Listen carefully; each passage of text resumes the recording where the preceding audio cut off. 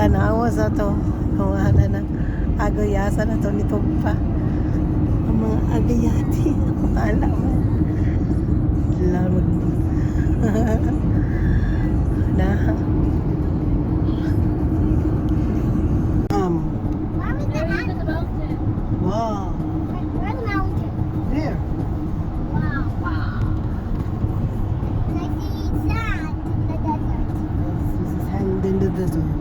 And I see, oh, you see animals? I'll check what they have. Tayyib. Wow.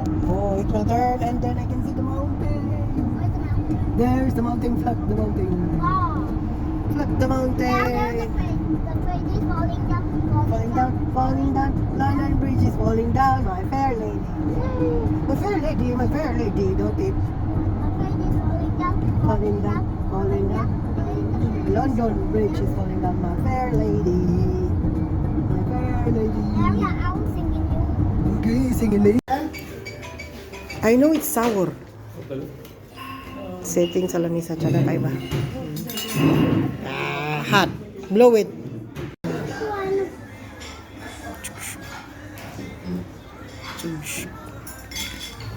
Yurap. Yurap. Ayun.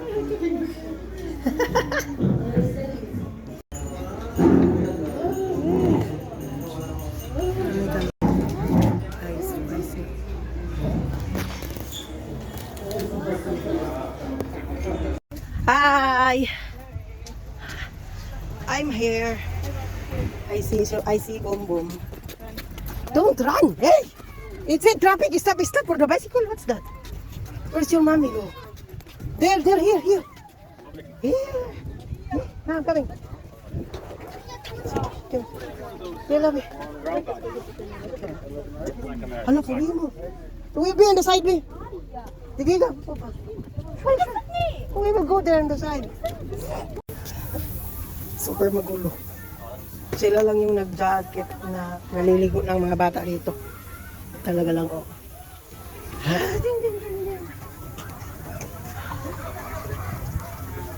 Iba yung enjoyment namin ngayon kaysa dati. Oh my God. Ay, magbantay. Wala na, tanan. Tara. Rimo, look. Agay, amot lang. Di na lang ko. Maglagot lang ko. Book. We will go there po pa. We cannot go there po pa. Wala, diri rin ang wag. Sus, ginoo ko ga. Malingaw, gini silang Seychelles. Kaabot sa Pilipinas. Namunit og mga kabhang.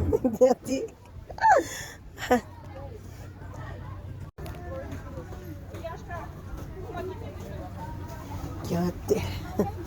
Wala na. Okay. Lo, tsaka kayo nag-surfing sila. Ay, nag-surfing. Na sila boat. Na sila boat. Oh. Na sila boat unya. Ang duha ka magkayo na wala na may labot, nagbulag na may ang mga bata na sako ah. Oh, nara silang duha. Unya ang sila. Hold it. Why? They forgot us? Wait, I went there, pero sobrang. I went there, pero walang hiya. Ano bang pinunta namin dito? Di bali nang mag-loaded ang likod ko at saka kasi ang dami ko ng alaga. Naging 3 na sila. Di bali nang makuba ang likod ko. Di bali nang maputo lang kamay ko sa dami ng mga bag na. They're all not broken. Bahala na, basta kay makaabot ng kami datos unahan. Di man. Sobra man kay ka-arte. There's a small, oh. Dad.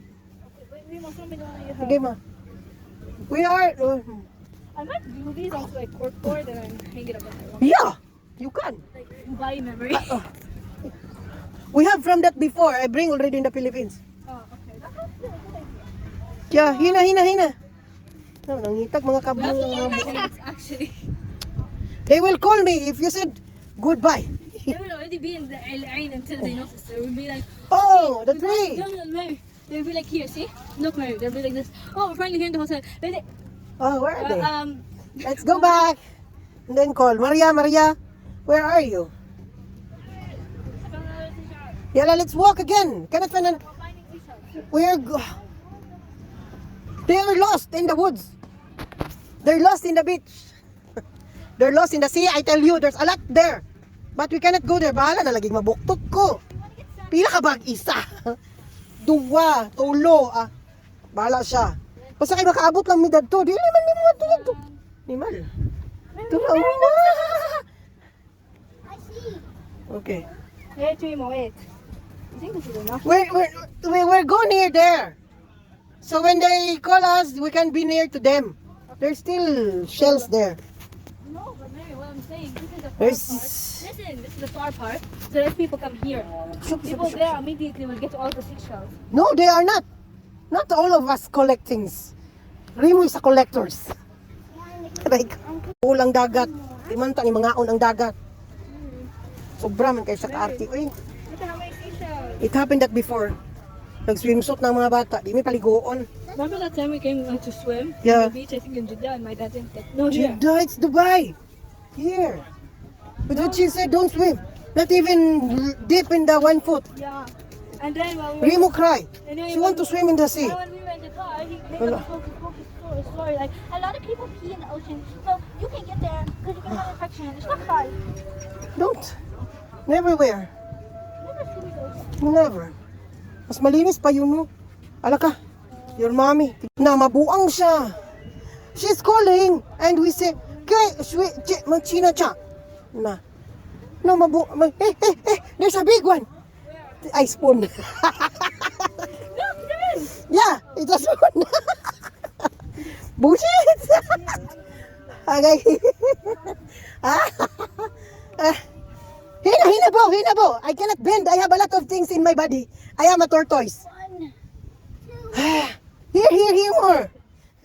Remo, how many did I say? If it's broken, then look at it. Come on. You want the perfect shell? Perfect cinnamon. Perfect shell. That broken. This the one. This Let me check. No, that's broken. broken. This one is broken. That is not. Kuy ginoo ko dadahan ko kaning sila gabhan ko makauli ko no. Right after this, I need to take like a 50-hour spa. Yours po, what is the collection of the shells? No, 50-hour spa for my back. My back. Oh me, me I cannot bend. I have a lot of stuff. You bend your back, your head is broken. Show me. Okay, no, bye. Yala. Maybe you Basta ito lang. Ganito lang kami. You've been very participant to find them. Hey, see. Hey. Rimo. Ayun. Why you step away? Bye, balloon. Bye. Bye, ilo pa lang. Stop stepping on seashells. Okay. You know what? Step. Yeah, bunch of seashells. Here. There's another one. 1, 2, 3, 4. There's beautiful. That. One. Near to your feet. This is colored B. Ha brown. That's broken. Ha brown here. There. Diba? Until we get in the salt restaurant. Hey, small. When we get to the salt, bang, you're flying. You're the one stepping on the ground. I don't see. People will think we're crazy. Maraming mga buwang. Bye, balloon pink. Rimo. Bye, balloon pants. Remo, don't throw the seashell you're holding. Yala. Here. Broken. Oh, seashell! It's broken. Yati, nasakit na kaya kung mga kalawasan na nagbinitbit sa bag. I have 3 seashells in my hand. I found one. Come on. Let's go.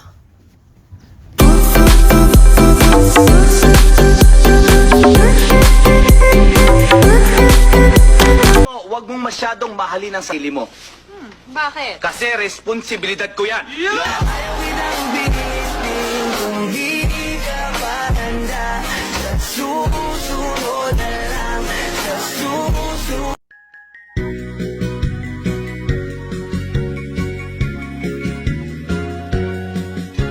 Pautang ako ba'y utang lang sa uban?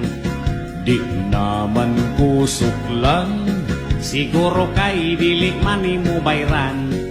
Promise akong bayran, mahadlo ko nga imong takasan. Sa ligi ko, butbut nimo, may balance pagali kang missing ko. 5,000 lang goodbye. Unsa may gamitan, palit ko og sudan. Sobra man na iasaman ang uban. Pangtagay unya bay, magkapaga sa imong panaguway. Sige na good, bahala pod, masinegosyo na ko mo unlod. Kung imo, kung nga pa utangon bay, ubuan, kung usa ka libo bay. Dili ko, wa ko'y salig nimo, kay kanang imong sinultihan, binotbot lang.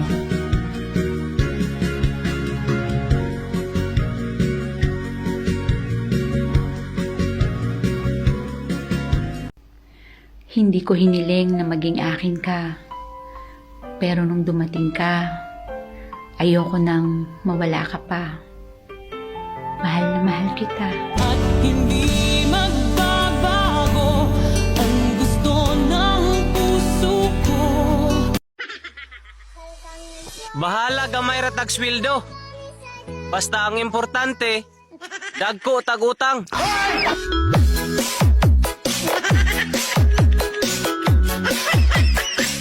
Alam mo yung masakit na katotohanan sa ating mga OFW na kahit anong sakripisyo ang gawin natin para mabigyan ng magandang buhay ang ating pamilya, hindi na natin may babalik yung mga oras at panahon na wala tayo sa tabi nila.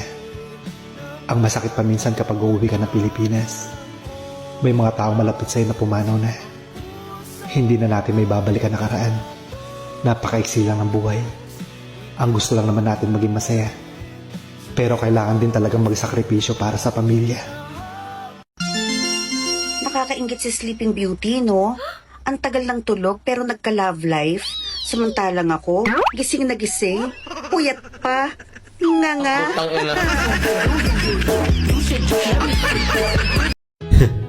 Totoo pala yun, no? Yung kapag nag-abroad ka, ang dami mong matututunan sa buhay. Ang dami mong mararanasan sa buhay. Madaming kalungkutan, siyahan, but more than that is ang daming challenges. Siguro isa sa mga pagsubok is to accept the fact na maraming mga tao ang iisipin na nagbago ka na. Kasi sinasabi nila, nag-abroad ka lang, nagbago ka na. Nag-abroad ka lang, medyo yumabang ka na. Nag-abroad ka lang, hindi ka na nangangamusta. And hindi naman natin sila question because it's their opinion. But to explain my side, o siguro sa lahat ng mga kabayan, is hindi naman talaga namin gustong magbago. It's just happened na yung sitwasyon yung nagpapabago sa mga ugali namin. Dito kasi sa ibang bansa, puro trabaho. Sabihin na natin na oo, nakikita nila na kumakain kami sa labas. Nakikita nila, pakapi-kapi lang kami sa labas. But somehow, it's the only free time for us to unwind all the responsibilities na nasa balikat namin. Hindi namin kayo gustong i-reject sa mga chats kapag humihingi kayo ng tulong. It's just happened na kahit sa sarili namin, hindi na namin matulungan kasi ang daming gastos, ang daming pagsubok, ang daming problema na mas kailangan namin unahin. Sabi ko nga, siguro pag nag-ibang bansa ako, makakatulong ako sa ibang tao. Di pala. Di pala totoo yun. Mas totoo pala yung mas ipapriority mo muna yung family mo at yung sarili mo. Help other people. Gusto mong tumulong pero ang sakit sa puso na wala kang magawa. And di porket naging bansa ka is laging meron ka.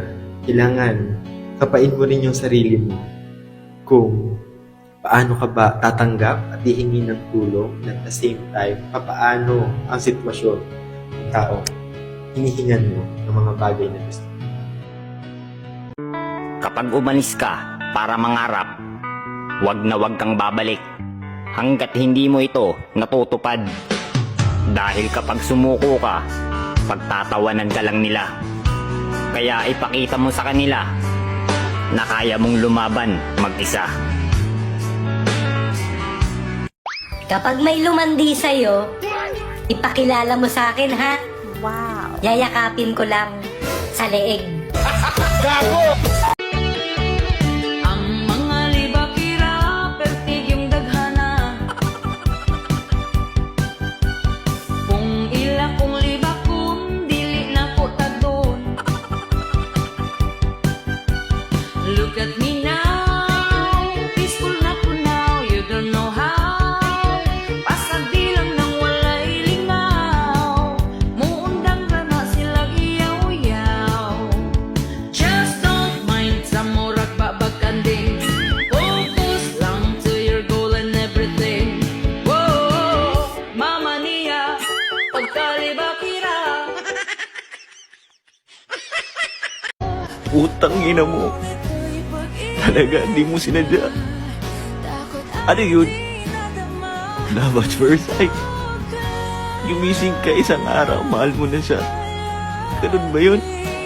Ha? Kung kinsa ito mga taong kaya antuson yung batasan, pinaka-worst or pinaka-buang man sa tanan, ang pingin na sila, kay panagsara kay na sila. Panagsara kay na silang antuson ng batasan nyo, usahay di makaon ng iraw, di ba? Panagsara din kay na, ug dili nyo na makitaan basta-basta. Kung wala na saktong gugma sa inyo, dili siya maabot dito sa point nga antusan ka, di ba? Mong ginaingon ako permentiya sa inyo, kung kinsa willing mo sabot ninyo, mo antos ninyo dito mo. Ang pingi upang hawakan to ninyo. Kay wala ta kabalo once mawala na sila. Dili na kita balik usap ato, di ba? Mong careful jud ang batasan nimo nga uyun-uyunan ka. Need nimo kay sama magpakaubos para magdugay na sa inyo ha, di ba? Ug kana ako na realize sa una. Dili yun mo matter dito kung unsa may tsura og dagway nimo. Ang batasan mismo ang panghawakan og sabayon og sabto niya dito. Makapit ang permentian na una ang letter A sa alphabet, di ba? Kaysa sa B. Kay attitude una bago beauty, di ba? Kay naara jud nimo. Once padayunon nimo nga batasan mismo nga ikaw mismo maglisod og tulon ato. Kay once maparok na sila ug mamatngon sa kamatuoran, di ba? Huyo jud ka. O dili ta maabot dito sa point nga magyango-ngo sa Facebook ug mangutana kung asa ka nagkulang, di ba? Maong ikaw kung kinsa man ka. Paminaw ha, ibutang na sa aling patakan nimo, minataya ka. Swerte kay ka. Swerte ka sa point ba nga nakatunog ang tao dito nga. Kaya tunlon ang pride para lang sa imo ha, di ba?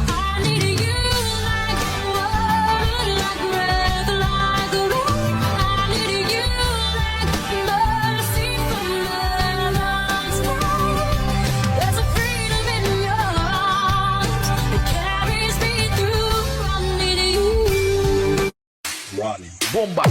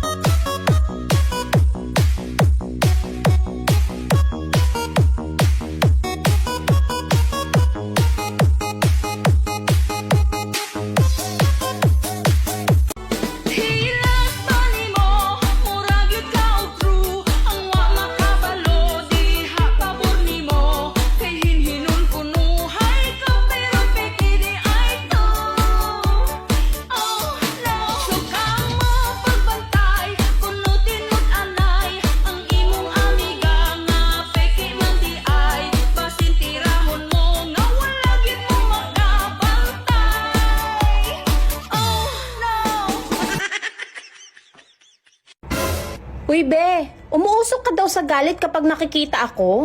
Hala, baka dati kang tambutso? Sa mga bana, ayaw lang pumupangandoy nga. Love as og sexy, nya gwapa yung asawa. Kay ang budget nga inyong girimit, tinapara nyo'y makaya. Ang sarap magkaroon ng partner na kahit LDR kayo o magkalayuman kayo, ay hindi niya pinaparamdam sa'yo na mag-isa ka. At hindi siya nagpapatukso sa iba. Bagkus, gumagawa pa siya ng paraan kung paano mapanatili ang communication yung dalawa.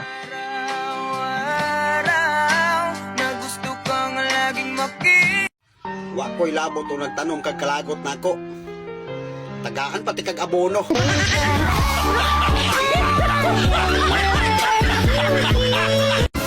Stock ka ng stock sa mga post ko, tapos kapag na-stress ka, magagalit ka sa akin? Ay, tanga.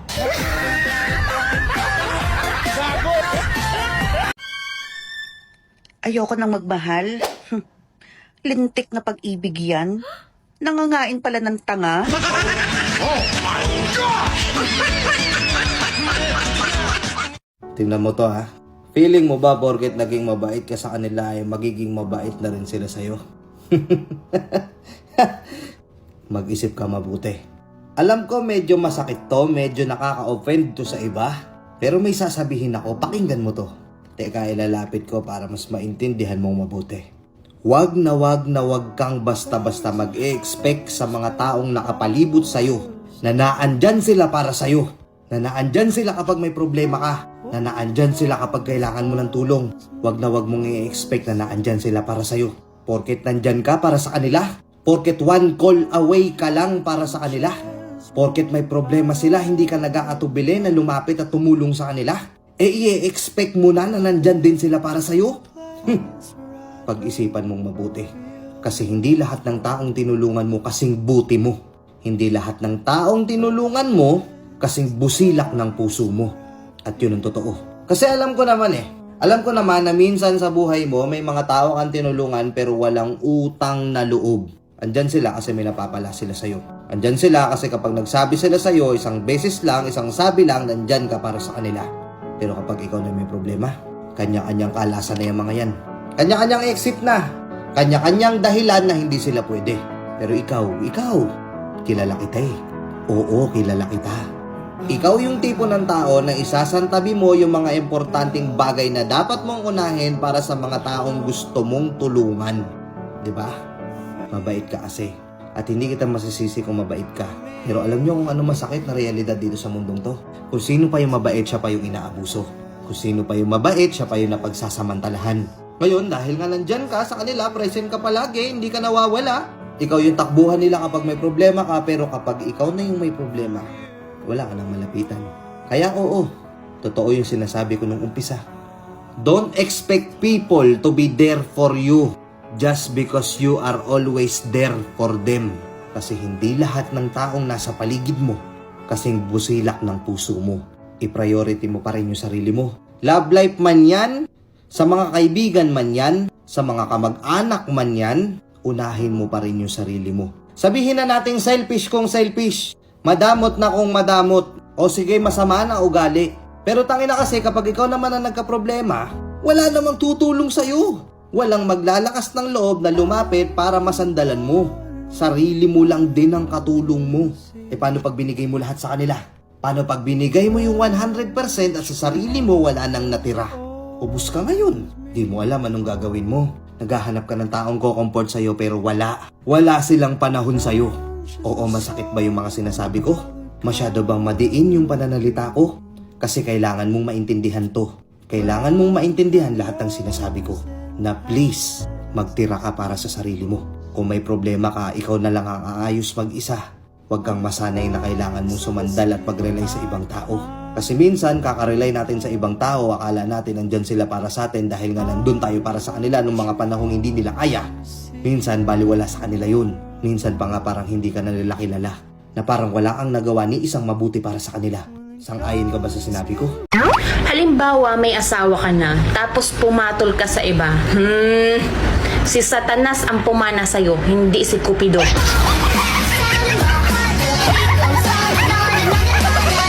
Ganito pala talaga ang buhay dito sa ibang bansa. Sa bawat araw, kailangan malakas ka. Sa bawat araw, kailangan pasahin mo yung sarili mo. Sa bawat araw, masakit man yung likod mo, masakit man yung ulo mo, wala kang choice. Kailangan bumangon ka.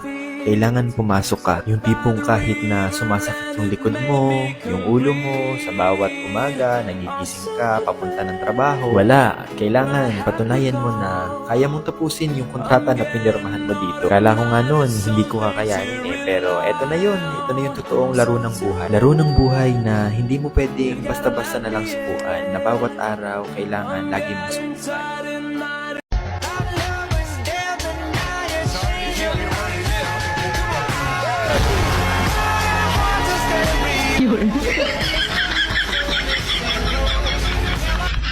I Idol, anong pinagkaiba ng mga kabataan noon sa kabataan ngayon? Kabataan noon, kumakaway ka kapag may dumaraang eroplano. Inaantay maubos ang tubig sa tabo sa ulo. Ginagawang swimming pool ang tanggana ni nanay. Ginagawang braces ang foil ng choknat. Naliligo ka sa alilod ng bubong kapag umuulan. At kapag gabi naman, akala mo sinusundan ka ng buwan. Nagko-concert sa harap ng electric pan. Kabataan ngayon, ang problema ay pera at cellphone. Ang problema lang namin noon kung paano makataka sa bahay para di matulog ng tanghali. Umatay man kami sa palo, aminin natin mas maraming nire-respeto na magulang sa panahon noon kaysa ngayon. Mga kabataan ngayon, isang chat lang, may jowa na. Kami noon sa claims lang umaasa. Broken-hearted, papad friends ang resulta.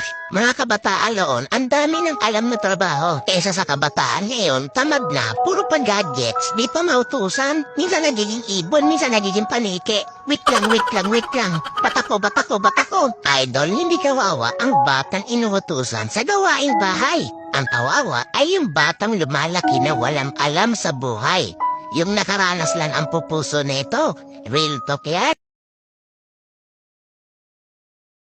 Kahit anong gawin mo, meron at meron pa ding masasabi ang ibang tao sa'yo.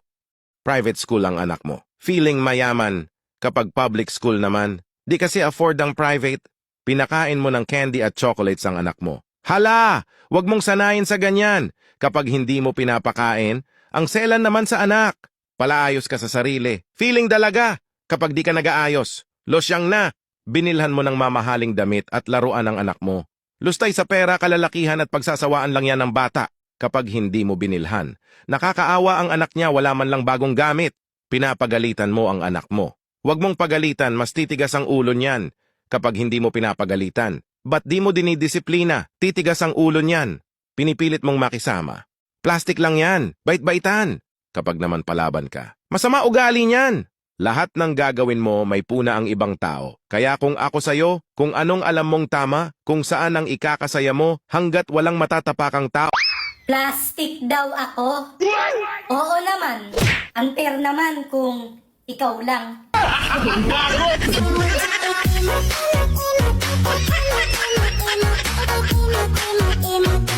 Pagsahod na, di masaya, walang tira. Pagbayarin, puro sa'yo, laging ikaw. Parang gustong sumigaw, wala kang ipon, walang tira para sa'yo. Parang gustong umiyak, iyak.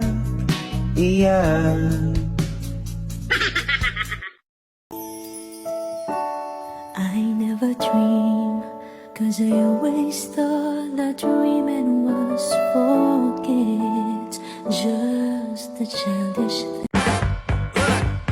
Let me tell you,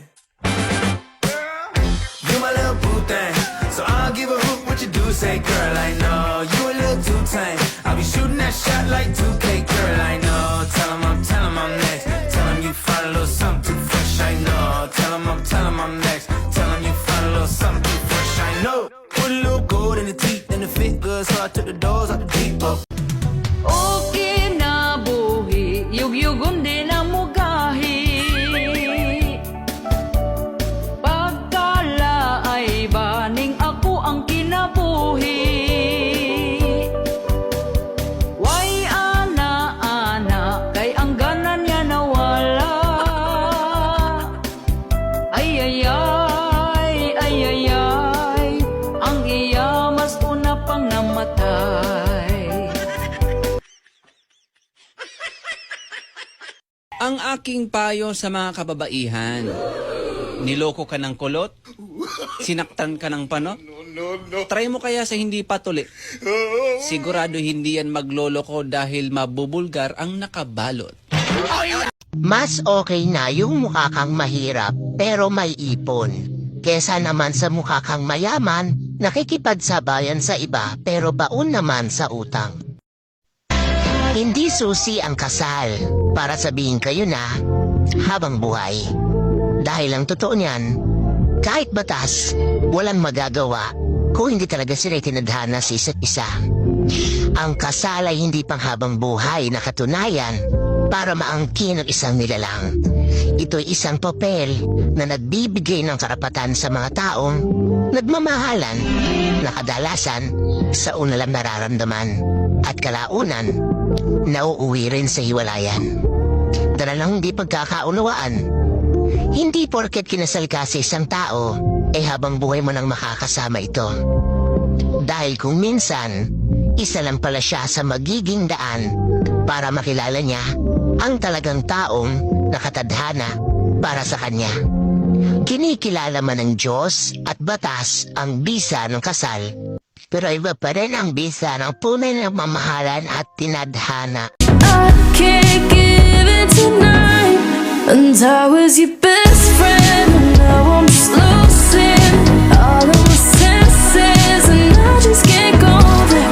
Yeah, I was your best friend, and now I'm just losing all of my senses, defenses. Yeah. Madam, kasi magka-date karong February 14, madam. Wa ko mangitag ka date. Nangita ko kwarta para na ako'y kanon sunod adlaw. Unyang mapasmot ta. Unsao na lang. Daghang salamat. 8 facts you didn't know about too much. 1. If you speak too much, you will lie. 2. If you think too much, you will be depressed. 3. If you cry too much, you will lose your sight. 4. If you love too much, you will be cheated. 5. If you care too much, you will be taken for granted. 6. If you trust too much, you will be betrayed. 7.